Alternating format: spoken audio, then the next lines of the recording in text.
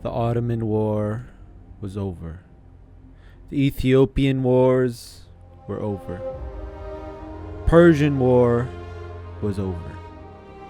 Now my country stood weak, undeveloped, and broken in two. People in my Twitch chat said I should give up. People in my YouTube comments called me Pepega and psychoanalyzed me, telling me that I have a weak mental state of mind. But none of that mattered to me, because in the end of the day, I knew myself. And I knew that if I kept trying, and if I kept playing, we will see the nation of Rum not only be a great power, but it will contest and defeat the other great powers along the way. Hormuz will be destroyed. Persia will be humiliated. Dalmatia will be checked in place. And Russia will be completely decimated. All of that are going to be coming in this series. Not in this episode, but in this series. And I hope you will watch until the end.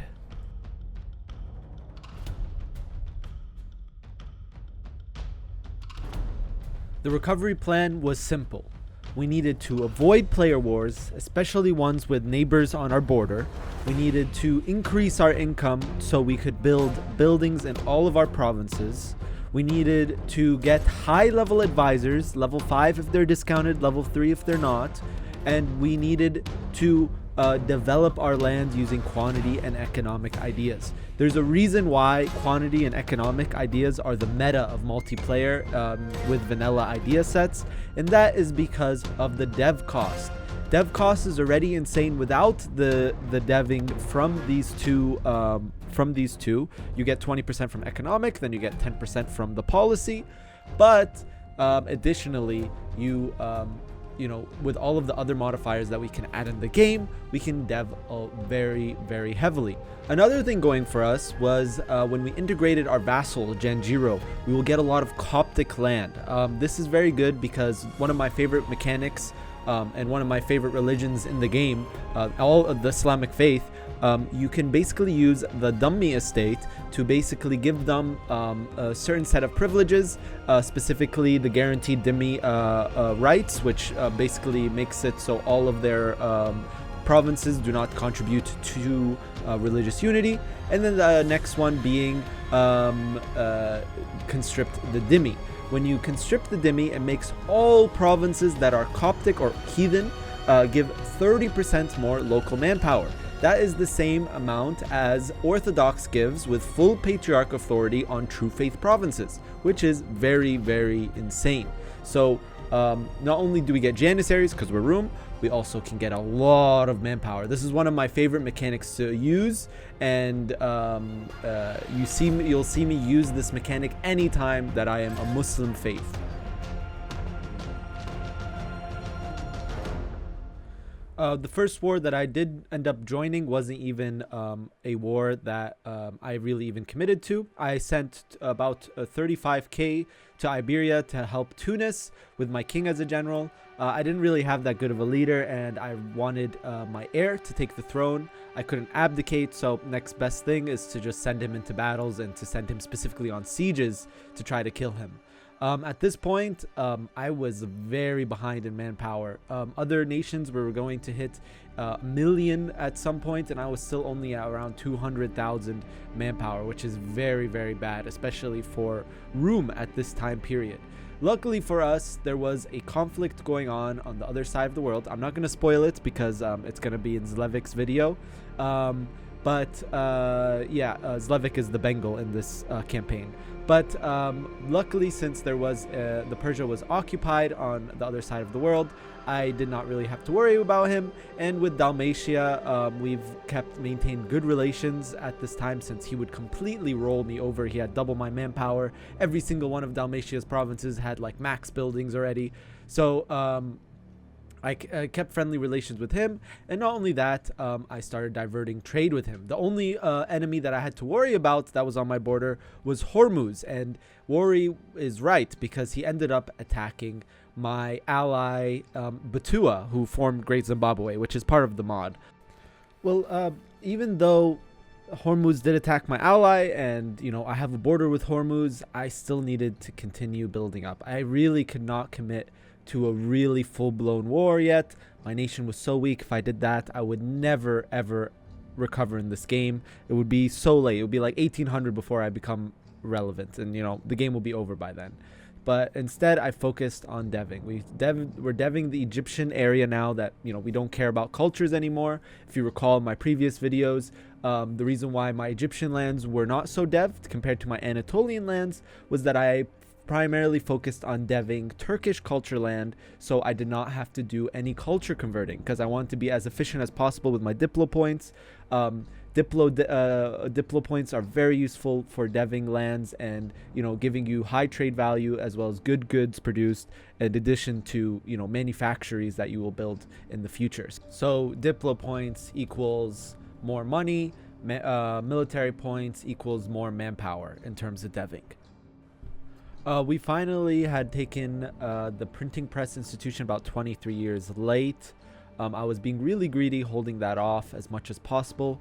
With it, we got our new military tech as well as our next idea group, which is religious. I decided on religious here because religious will give us 15% more morale from the policies with quality as well as the policy from quantity. Hormuz had basically blitzed all of Somalia and was rushing down towards south of Africa, which was really concerning because I was still basically consolidating my troops and we could not connect together.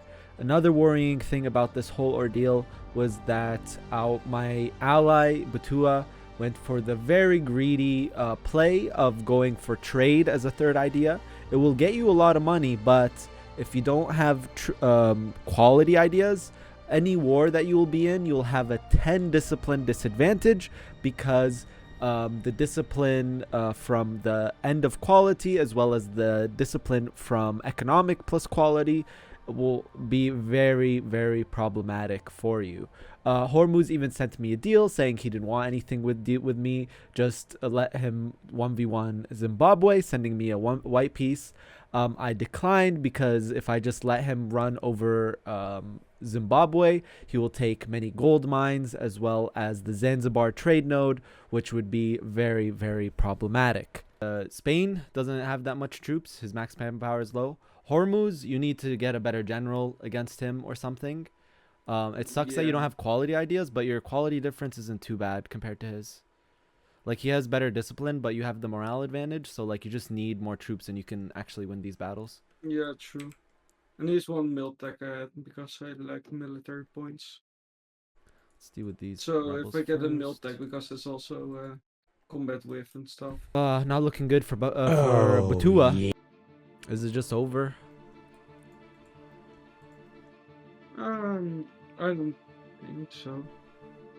If only I could join your battles, man. Yeah. I have better quality than him. Blitz him for now. I'm trying to blitz him, but it's the game is being uncooperative.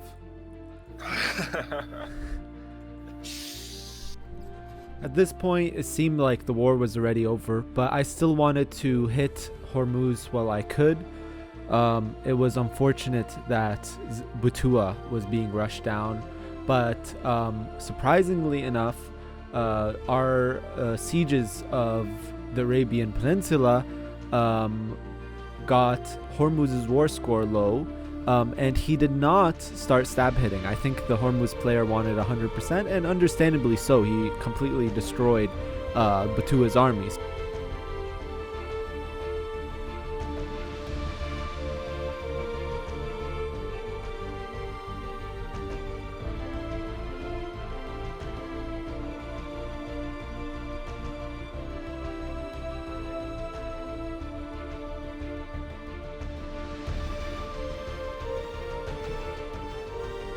Rajputana had now joined the side of Hormuz, committing a good amount of troops in the Arabian Peninsula, which meant that this had turned into a full 2v2, with Hormuz still decimating Zimbabwe in South Africa, and me fighting both Hormuz and Rajputana in Arabia.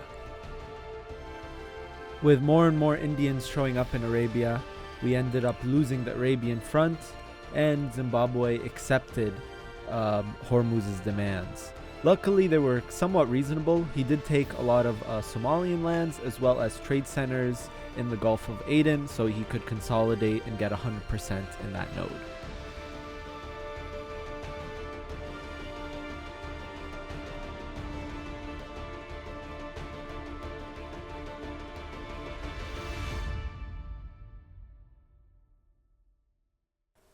And despite technically losing the war, we lost 0 land in the process. We only committed with 1 general that we bought. And we also lost our king in that, letting our much better heir take the throne. Additionally, we got a good amount of truce with Hormuz. And of course, since our ally was in the war, we also got some revanchism bonus. So overall, this war wasn't bad for us. It was pretty bad for Batua. The next thing we needed to do was get higher income, and the best way to do that in this stage of the game, when you're like already built a lot of manufactories, is trade. And the thing was, our trade was being jacked in every node. Aleppo we lost control of because we no longer controlled Syria, or most of Syria, but we did still have some trade centers in Anatolia. Constantinople was being stolen by Venice and by Dalmatia, and Alexandria was also being stolen. Like about 50% of Alexandria was just leaving the node. So I talked to Dalmatia and agreed upon doing a trade deal, but only once he completed trade ideas, which he just took. So it wouldn't be for another 15 to 20 years. If you are new and you don't know what a trade deal is, it's essentially where you divert all of your trade to someone else who controls something downstream. So like in this case, we'll be diverting all of our nodes to Venice, and essentially not only will we get more money because of trade steering, but we will also get more money because Dalmatia will have higher trade efficiency than us, because not only does he have trade efficiency in his ideas, he also has trade ideas as his 4th ideas, while we have religion. And then here's where we got involved with another war against Spain. This time we were called in by Portugal. Portugal attacked Spain after Spain was in his war against Tunis. And Spain then called in mid-war 2 allies. They called in Denmark as well as Hanover, who committed heavily and overran Portugal in Iberia, as well as his colonies that brought troops to the Old World, and full siege Portugal. Portugal then came to me and said, I'll give you money if you join this war. And he didn't give an exact amount, but he said, I'll give you a lot of money if you could. And for me, that was very enticing. I had no debt. I could basically at this point, I could run about 200k troops while not running a deficit. And when we finally got to Iberia, we discovered that Portugal did not have naval dominance. Cuba, which is Portugal's colony, lost 2/3 of his navy trying to land in Denmark, which was very disappointing. So we had to find an alternative route. And by alternative, I mean just going back to Anatolia and then going through Dalmatia's land and then going through France's land. Here we are, Rum Monster.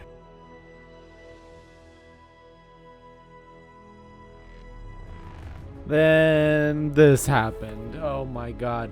I don't want to spoil this too much because Levik is doing a series at the same time I'm doing a series on his Bengal to Nepal game. Go check it out if you haven't seen it. Link it will be down below. But he attacked Portugal. Here in Germany, I was hoping I would catch the Germans and the Danish off guard.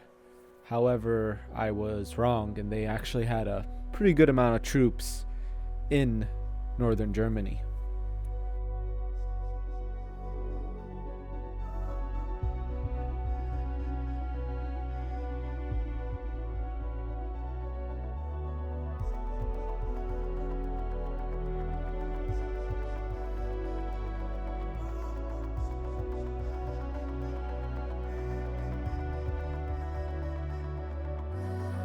Disaster.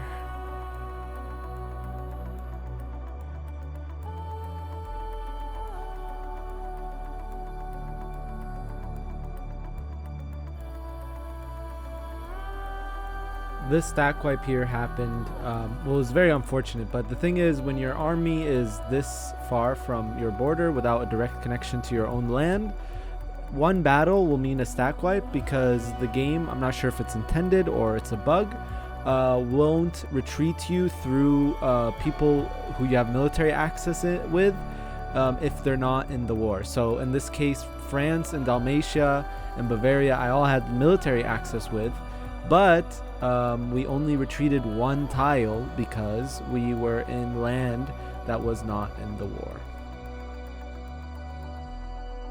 Luckily for us, this was actually the end of the session, so we ended right here, and we didn't play for like another week. And in that time, we talked on Discord with Spain, with Denmark, and with Hanover, and they agreed to let me go out of this war with a white piece, and they won't stack wipe my army.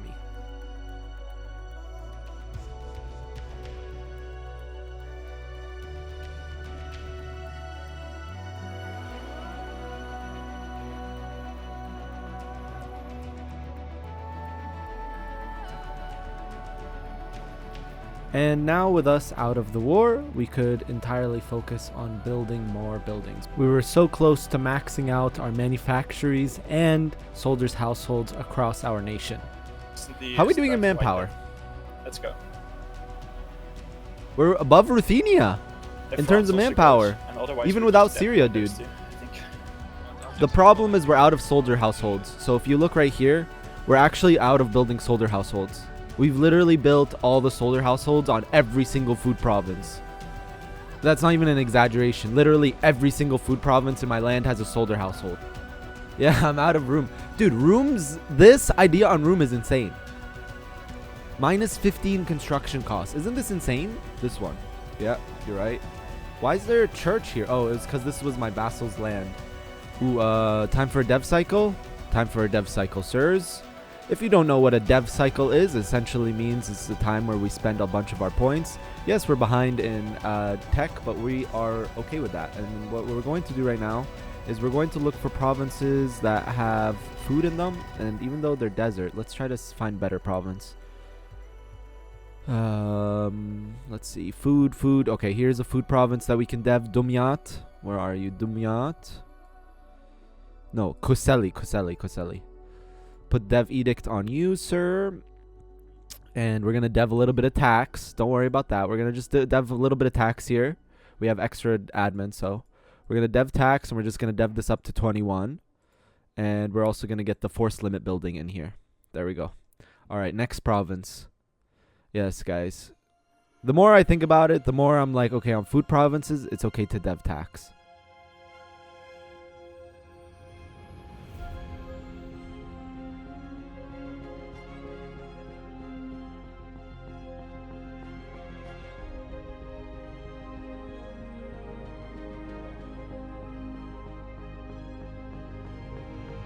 I'm a new man. I listen to my Gigabrain chat. You guys are such Gigabrains. Where did you go? My class, my chat is filled with Gigabrain Harvard graduates who graduated summa cum laude. Habibi, you changed. Habibi, you changed. You used to not have a sponsor, and you used to be Chad. Now you have a sponsor, and you are un-Chad. We're min-max freaks, even in life. Oh god, we have more buildings to build. Oh, well, I guess it's time to go build more buildings and get more manpower.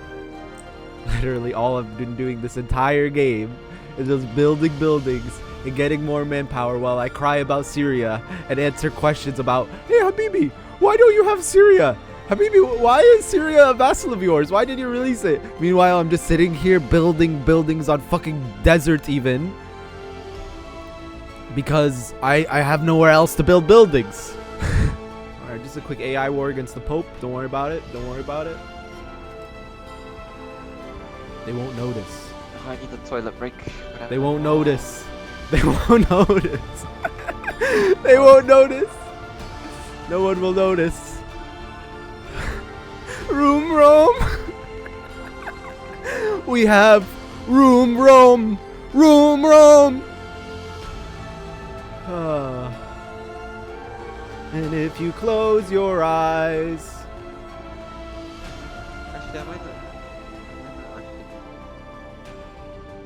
Well, that's it for this part of the Room series. It's only gonna get even more crazy from here, guys. We still have a lot of land to reclaim. We have a lot of names to take. And I hope that every single one of you guys who watch this video will also see the upcoming parts as well. I'll see you around, guys. Peace.